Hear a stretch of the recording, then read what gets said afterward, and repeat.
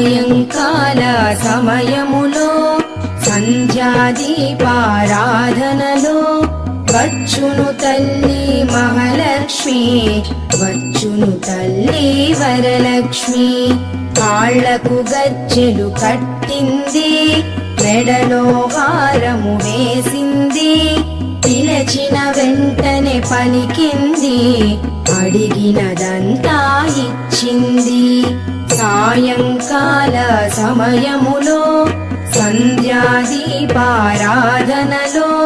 వచ్చును తల్లి మహాలక్ష్మి, వచ్చును తల్లి వరలక్ష్మి.